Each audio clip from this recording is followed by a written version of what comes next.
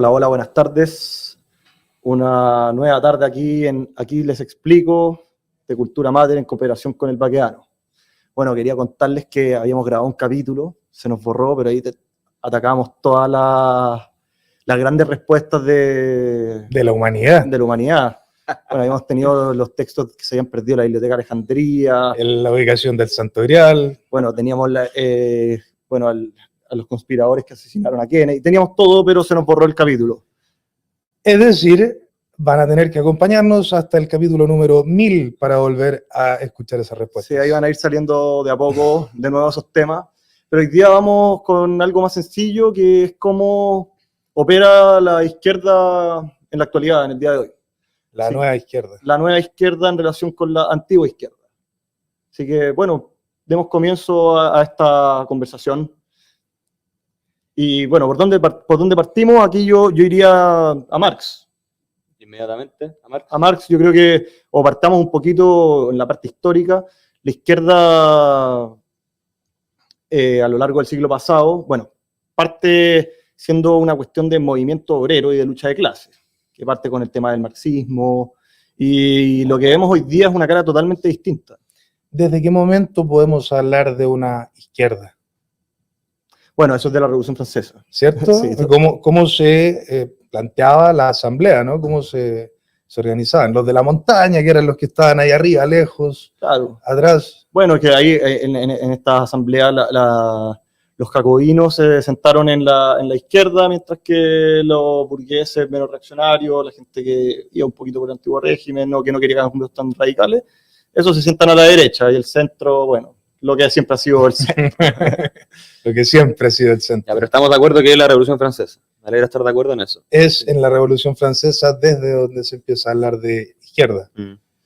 Ahora vemos la evolución de esta izquierda a través del tiempo y ha tomado distintas formas. En la Europa del siglo XX hubo varias izquierdas, no era una sola. Una reaccionaria a la otra incluso, digamos los nacionalsocialistas como una reacción a los marxistas comunistas, pero seguían siendo otro tipo de izquierda. Es otro tipo de izquierda, pero ellos se presentan a sí mismos como una tercera vía.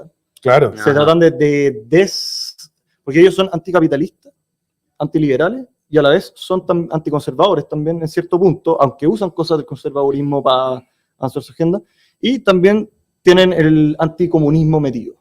Claro, sí, pero tienen los dos ideologías un componente librista. Bueno, eso siempre ha caracterizado un poco a ese tipo de ideología. Claro. Poca trascendencia. Sería interesante que en un capítulo futuro viésemos dónde está el quiebre filosófico de aquellos que siguen la línea marxista, por decirlo de algún modo, y aquellos que se descienden y crean esta línea más con tintes nacionalistas, digamos, claro, para formar este nuevo tipo de izquierda. Pero esa ya no es nueva, han pasado casi 100 años desde esa izquierda y estamos ante una renovación que encuentra sus orígenes en esa época precisamente. Sí. Mussolini no lo ejecutó, sino que lo mandó a prisión a Antonio Gramsci. Y es ahí donde creo que podemos encontrar los orígenes de la nueva izquierda, de la cual podemos empezar a hablar, diría yo, no sé si ustedes están de acuerdo conmigo, después de la caída del muro de Berlín y el colapso de la Unión Soviética, donde la izquierda a nivel global se tiene que reestructurar, dejar esta lucha de clases del proletariado, dejar de centrarse en lo económico y pasar a lo que Gramsci llama la superestructura, es decir, la cultura, todo aquello que rodea a la economía, no derechamente la economía. Claro, y en realidad esa estructura, valga la redundancia, de superestructura, la había acuñado realmente Marx. Lo que pasa es que Gramsci la reconvirtió. Yo creo que lo que hizo Gramsci fue precisamente aprovechar las condiciones de posibilidad que Marx había asentado. Por ejemplo, lo que hizo Marx, que yo creo que eso fue original, fue en reinterpretar un componente de la filosofía de Hegel, pero él lo trasladó hacia un materialismo. Él convirtió a la izquierda en algo meramente materialista y por eso lo orientó hacia el lado económico. Evidentemente no le fue bien. Bueno, ahí tenéis que las sociedades, o sea, las ideologías comunistas antes de Marx eran clasificadas como comunismo utópico. Exactamente. Era el comunismo utópico porque eran diversas manifestaciones que, bueno, confluyeron. Al final Marx agarró a todo esto, le dio un orden y lo llamó el socialismo científico, que no es científico al final. Él tenía la pretensión de convertirlo en ciencia. Claro, porque lo que busca Marx y, bueno, la historiografía marxista es entregar reglas a la historia a partir de el análisis de la realidad, que tenía un diagnóstico errado. Errado, pero yo creo que eso fue porque se orientó o se enfocó únicamente en lo económico. Sí. Él creía que de ahí iba a surgir esta revolución proletaria. Bueno, y usa un diagnóstico económico errado también, porque él se basa en algo que dice Adam Smith, que después ha sido corregido por la nueva escuela económica y filosófica, es que parte del tema del valor del trabajo, que las cosas tienen valor por el trabajo que se puso en esas cosas. Pero resulta no ser así, el valor lo pone el consumidor al final. La persona que quiere, la persona que está comprando. Ahí están los dos conceptos de si existe un valor objetivo o el valor de las cosas es subjetivo. Claro. El valor que acuerdan las partes o el valor que una cosa tiene per se por el trabajo que requiere para ser producida, para existir. Sí. Aquí importante parafrasear algo que leímos alguna vez en el libro negro de la Nueva Izquierda, que finalmente, ¿qué fue lo que le pasó al marxismo? Que se dieron cuenta de que incluso la gente que ellos estaban utilizando para la revolución también se beneficiaron del progreso económico y del progreso del capital. Podemos decir que al menos desde el 73 a la fecha, Chile sí fue pasando paso a paso, pero dejó de ser un país de proletarios para convertirse en un país de propietarios. Exactamente. Eso, bueno, eso lo decía El Último Augusto. El Último Augusto. Bueno, ahí yo creo, ahí te diga que Augusto, perdón, El Último Augusto como intento de restituir la República, en ese sentido claro, lo mencionaba. Efectivamente.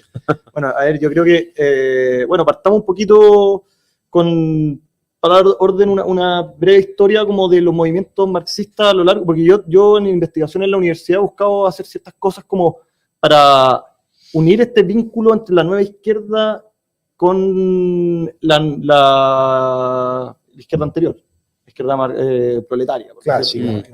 Y esto es más antiguo de lo que uno puede ver, pero en un minuto no tenían, no eran tan evidentes, eran partes marginales dentro de la izquierda proletaria marxista. Sí. ¿Te tinca que te explique un poquito? Porque resulta que... Encantado, Matías, explícanos. Aquí les explico. Bueno, resulta que Marx dice que la revolución del proletariado se va a dar de forma espontánea en el mundo más desarrollado, en Inglaterra, en Alemania, que son países con alta industrialización. Y con harto obrero, por lo tanto. Exactamente.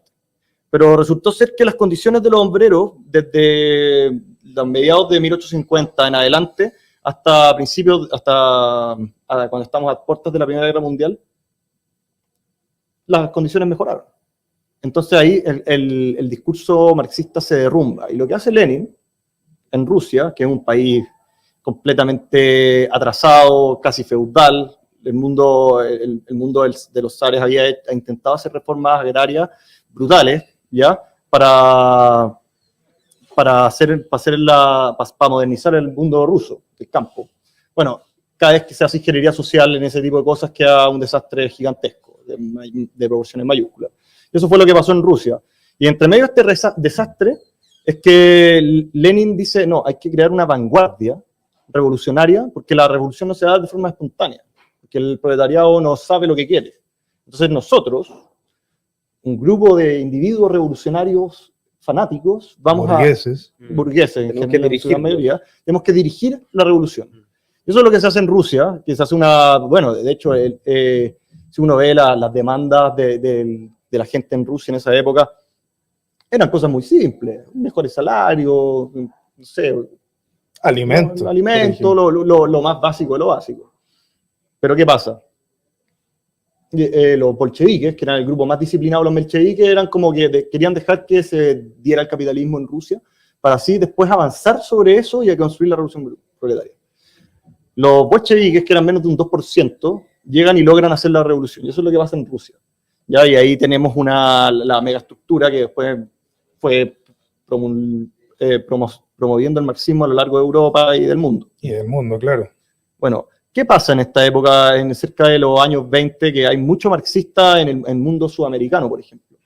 ¿Ya? Y yo estaba haciendo una investigación porque quería ver en qué minuto parte la alianza entre el mundo indigenista y el mundo marxista. ¿Ya? Y en los años 20, los años 30, en Bolivia, por ejemplo, tenemos a Tristán Marov, que fue un ideólogo de izquierda, ya comunista, que él parte, por ejemplo, con el mito de que los incas eran la primera sociedad comunista. Es como de ese mundo intelectual, pero que él se lleva mal porque hace unas críticas a los bolcheviques y a la Internacional Comunista. Él como comunista queda relegado, es más o menos expulsado de esa mundo marxista duro y pasa a ser como... De esa comunidad, claro. ¿Por qué? Porque él también hace crítica a la Rusia soviética, etc. ¿Ya? Y podemos ver que él, Gramsci, son como ciertos componentes de la nueva izquierda que se van configurando, pero la Unión Soviética, como miembros, como los grandes promotores del marxismo clásico leninista, son los que tienen el poder y la hegemonía. ¿Qué pasa cuando cae la Unión Soviética? Empiezan a agarrar vuelo estos... Se abren las puertas para estos que habían planteado la semilla desde el punto de vista ideológico, filosófico. Poco más de la relación con los indigenistas es sabido de los años 60, el proyecto Camelot, por ejemplo, de la CIA en Sudamérica, que buscaba el fin contrario, buscaba entrenar a los pueblos indígenas para fortalecer los nacionalismos de cada país y evitar que entrase la internacional comunista. Ellos siempre, por esencia, han sido internacionalistas. ¿Es verdad? Pero con posterioridad a la caída del muro, al colapso de la Unión Soviética, vemos que, por ejemplo, en Sudamérica se reorganizan en torno al Foro de Sao Paulo, donde vamos a tener que tratar también el origen de su financiamiento, pero se reúnen en torno a ellos y trazan líneas que estamos viendo sus efectos 20 o 30 años después. Fueron tomando países uno a uno, avanzando en estos otros aspectos, sobre todo el aspecto cultural, que es el control de las universidades y los medios de comunicación, donde se forma la opinión de la gente. Bueno, porque incluso a la fecha, aún con el surgimiento de las redes sociales, la gente se sigue informando por los canales tradicionales. Efectivamente. Bueno, yo tengo que hacer una pequeña acotación, porque, bueno, esto que hace Gramsci, uno lo puede ver incluso en revistas en los años 30 en Argentina, revistas de corte marxista, que hablaban de este tema de infiltrarse en las instituciones, por ejemplo. ¿Ya? Yo creo que en Sudamérica tenemos un componente mixto del marxismo. Tenemos una línea más dura, marxista, leninista, como lo que ves con Artés, por ejemplo. Pero hoy en día ya podemos considerarlo como vestigios, quizás. Claro, un vestigio, pero igual sigue existiendo, por ejemplo, bueno, el marxismo clásico agarró también estas nuevas banderas progresistas, creo yo.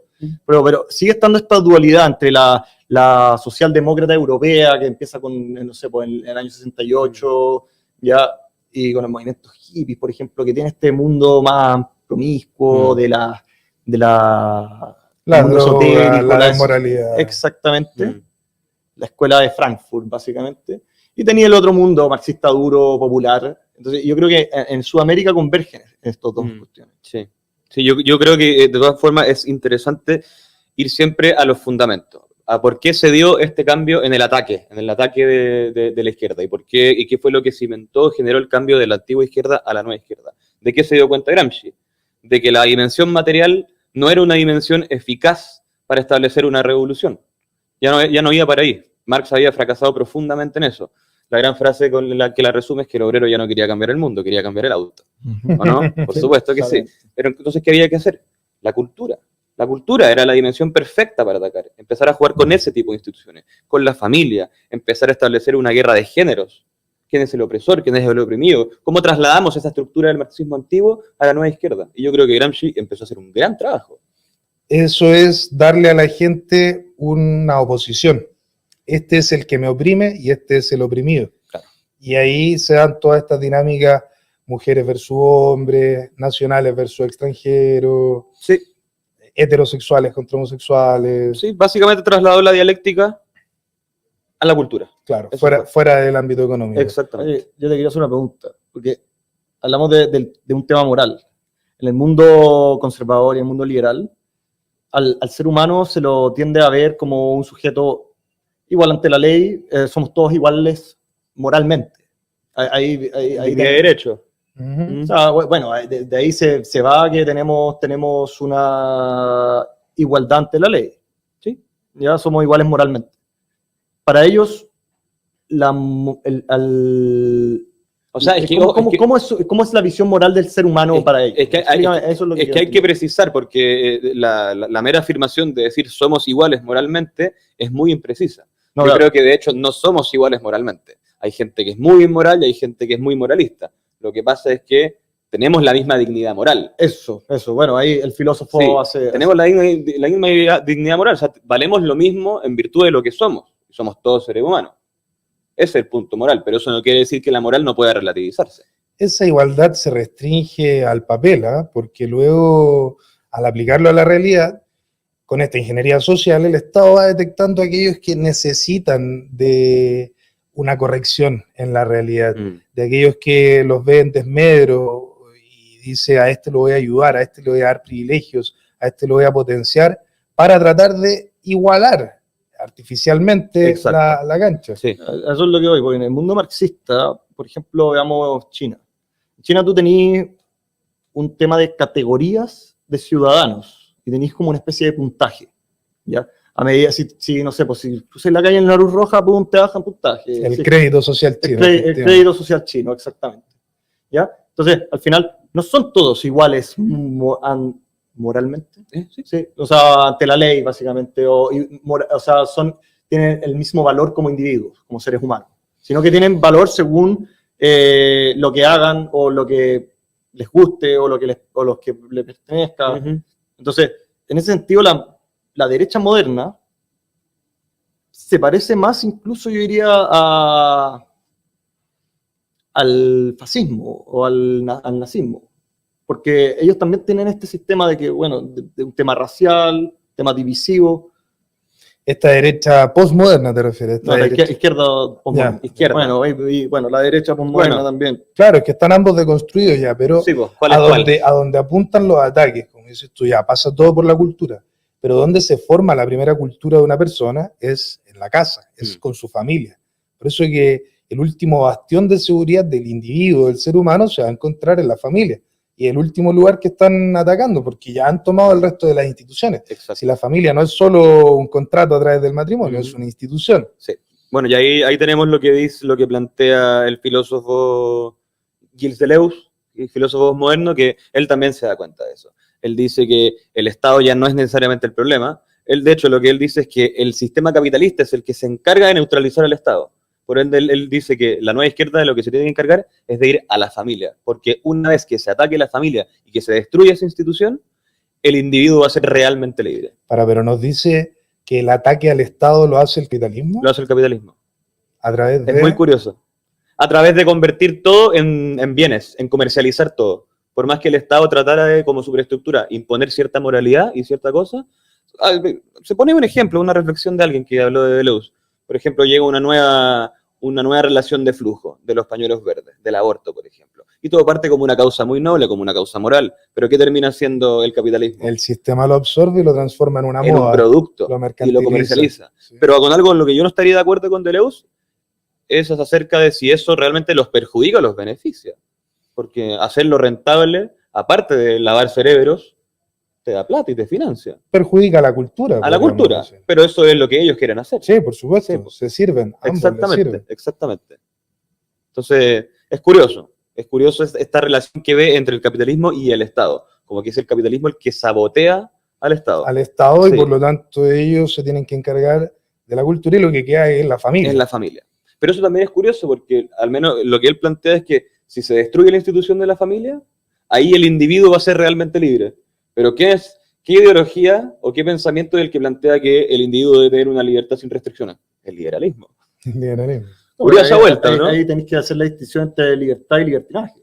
Absolutamente. Pero ellos lo conceptualizan como libertad, no van a decir que es libertinaje. Claro, ya, esa es la conceptualización. Ya, pero yo, estos ataques a la familia, no sé, pues los vemos a partir de esta... escritores postmodernos como hay varios, Derrida, no sé, claro. Foucault, Deleuze, sí. Ya que buscan, por ejemplo, yo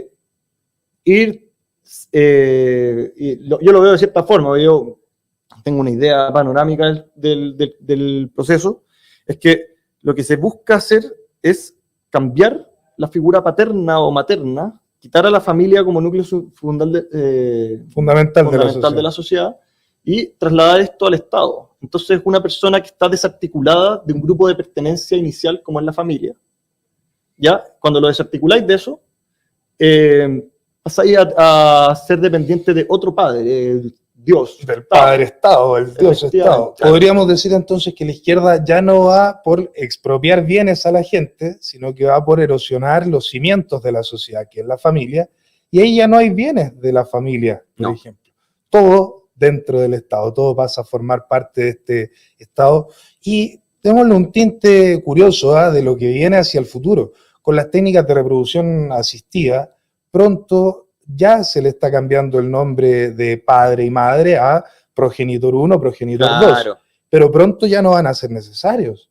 O sea, todo va a ser in vitro, incluso un útero artificial, una gestación artificial y producción de hijos del Estado. Vaya a terminar como este mundo utópico de Superman. No sé si vieron Superman. Bueno, no en película ustedes. Pero lo que pasa en este planeta Krypton es que las guaguas son producidas en cápsulas, es como el ejército de clones en Star Wars, es un medio nerd, ¿ya? Pero que lo hacen en una cápsula, no tienen papá ni mamá, sino que lo hacen todo en un laboratorio. Básicamente, según tú funcionas en la sociedad, tú vas a ser obrero, pum, ya te crean en una cápsula. O lo que hacen en el mundo feliz, creo que era lo mismo. Y estamos ya a puertas de poder manipular la genética de un futuro ser humano, de programarlo, la programación genética, e involucrarse ahí y producir, por ejemplo, miles de seres, no de un solo individuo, sino de una combinación de individuos, una quimera de lo que le sirva a este Estado. Pero ahí yo creo que vuelve a emerger esta contradicción extraña y que es lo que me hace sentir que Deleuze se equivoca. Él plantea que Estado y sistema económico capitalista son enemigos. Pero ¿qué pasa? Que pareciera que, o al menos como yo lo veo, es que están los dos del mismo lado. O sea, uno es el que plantea las ideologías, pero el otro es el que las comercializa y las convierte en un producto y en un negocio. ¿Qué va a pasar con lo que acabas de decir tú? Que ya van a ser progenitores, no van a ser padres, va a ser todo in vitro, pero se van a competir en una industria, en un negocio. Entonces, ¿son enemigos o están trabajando juntos? Es un corporativismo, ¿no? Para mí que esto, bueno, el caso claro en Chile, el tema de los gobiernos de la concertación, que hicieron un proceso lento, pero efectivo, para hacer este cambio cultural. Bueno, que un cambio con las ideas marxistas ya presentes en Chile. Tenemos el gobierno militar, que fue todo relativamente normal, pero ¿qué se hizo? No se atacó, porque no se tenía conciencia tampoco de cómo funcionaban estas nuevas dinámicas y la superestructura y la estructura. Eran militares que se asesoraron por economistas. Claro, básicamente ingenieros comerciales y militares, nada más cuadrados, son puros números. Entonces fueron como, a ver, gráfico y cómo producimos más bienestar material para el Claro, pero ahí se les olvidó la parte de quiénes somos como país, como chilenos, quiénes son nuestros antepasados, para dónde va esto, cuál es la proyección que tenemos, mientras que la izquierda ya lo tenía claro. Entonces, y lo que pasa en los gobiernos de la concertación es que la sociedad civil se fue debilitando poco a poco en cosas pequeñas, como por ejemplo el tema de mecenazgo. De a poco se le fueron poniendo trabas a la gente de las grandes empresas que va a ayudar a artistas y que el mundo del arte ahora está en una cuestión concentrada por el Estado. Se promovió el crecimiento del Estado en ese aspecto, definitivamente. A partir de cosas chicas imperceptibles, en la cultura. También lo vemos en la sociedad civil como fuerza de ayuda social, la filantropía, por ejemplo. Eso se fue limitando a poco. Previo al desastre del Sename, por ejemplo, Carabineros tenía una institución que se encargaba de los niños. Claro. Estaba SEMA Chile, donde muchos privados colaboraban en esto. Luego se fueron en retirada, dejándolo en organismos burocráticos que se preocupan de ganar plata. Ellos reciben una subvención por cada niño que cuidan. Hay una forma de reemplazo de cosas que antes se daban de forma espontánea, porque las sociedades más libres, con menos intervención, tienden a perfeccionarse moralmente en ese sentido. Lo que tú ves como, por ejemplo, en Chile, por ejemplo, ¿qué se ocupaba de los huérfanos en el siglo antepasado, por ejemplo? De los huérfanos, de los ancianos. La Iglesia. La Iglesia. La Iglesia, que es la organización filantrópica más grande que existió en la historia. ¿Ya? Que tienen un componente moral. ¿Qué le pasa a la Iglesia ahora? No tiene que hacer. ¿Para qué sirve? Más que para ayudarte espiritualmente, pero en la sociedad no tiene un rol activo de filantropía, que es lo que se hacía antes. Ganó el laicismo de la Revolución Francesa, al menos hasta acá. Efectivamente, se fue reemplazando. Lo mismo pasa con la sociedad civil. Durante el siglo pasado, el mundo empresarial y latifundista, que es vilipendiado constantemente, también tenía un programa de ayuda social que va con ese espíritu español de que tu mano derecha no sepa lo que hace tu mano izquierda, de filantropía, de ayuda social, de construcción de escuelas, todo esto de parte de iniciativa privada. Y eso es lo que se ha dado en Estados Unidos durante toda su historia, que tienen esta cultura de ayuda y perfeccionamiento de tu propio país. Y que tenía mucho que ver con la cohesión de la sociedad. Esa es la diferencia, por eso se va rompiendo. Ahora el individualismo, la persona depende del Estado, no depende de la iglesia, de la comunidad que se forma en la iglesia, no depende de su familia, empieza a depender más del Estado. Y a raíz de eso, ¿qué incentivo tiene un burócrata para hacer bien una cosa social, por ejemplo? Ninguno, porque los ingresos le llegan igual. Claro. Cuando tú lo veis en una iniciativa privada, por ejemplo, un empresario exitoso que decide ayudar a la comunidad de alguna forma. Tiene más castigos que beneficios. Claro, pero él, en la actualidad, pero antiguamente él iba a hacerlo por un tema de superior, o sea, de repente algún weón que lo hizo para ir impuestos, pero no tiene nada malo. ¿Ya? Pero sí se perdió un poquito esta fusión entre el mundo privado y la acción social, la acción caritativa, ¿ya? Y ahora el Estado pasa a ocupar ese rol, y yo creo que en ese sentido están teniendo éxito. Están teniendo éxito y creo que me permanece la interrogante que tengo respecto del mercado. ¿Cuál es el rol del mercado ahí?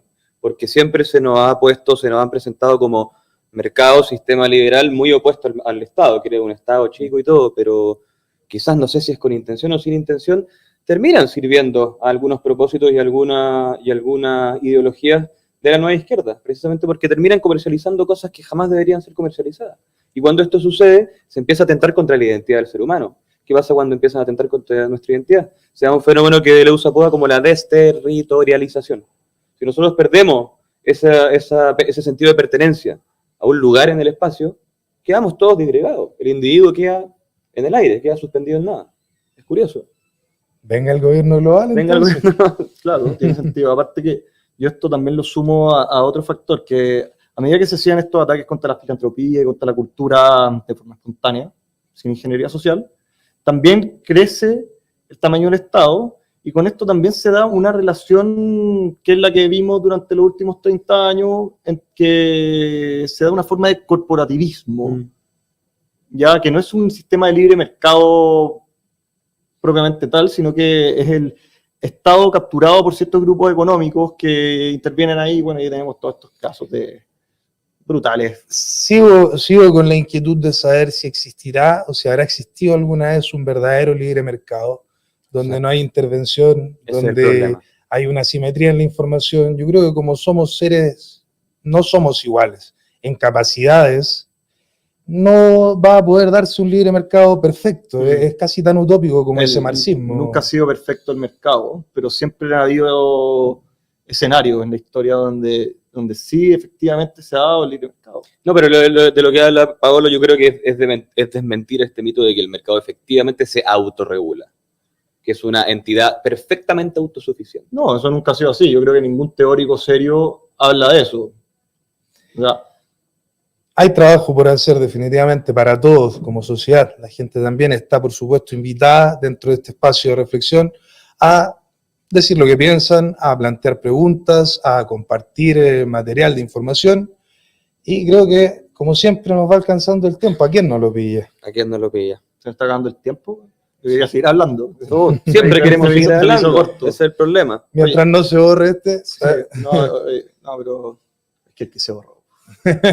Oye, bueno, pero una última reflexión entonces. Pues yo creo que, en conclusión, el Estado al final está reemplazando la labor, a partir de la ingeniería social, la labor que es natural que perfecciona la sociedad, al final, incluyendo obviamente a la familia, que es el principal núcleo y el principal objeto de ataque. ¿Cómo nos las vamos a ingeniar aquellos que estamos intentando combatir toda esta corriente que lleva tantos años ahí de trabajo? ¿Es posible dar una batalla cultural cuando los medios de comunicación tradicionales y ya los tecnológicos modernos están totalmente hegemonizados? Cuando hay una línea editorial en Twitter, en Facebook, donde tú no puedes publicar libremente, ¿es posible dar esta batalla cultural? Yo creo que es una pregunta que vamos a ir respondiendo a través de los próximos episodios. Por lo tanto, si les gustó recuerden darle like, suscribirse, acompañarnos también en el canal Cultura Mater, y por mi parte me despido. Ha sido como siempre un placer compartir con todos ustedes. Arrivederci. Yo aprovecho de recomendarle un libro que entre los tres creemos que es perfecto para lo que conversamos hoy día, que es el libro negro de la Nueva Izquierda, escrito por Agustín Laje y Nicolás Márquez. Así que si pueden, denle una mirada, no se van a arrepentir. Muchas gracias y que les vaya bien.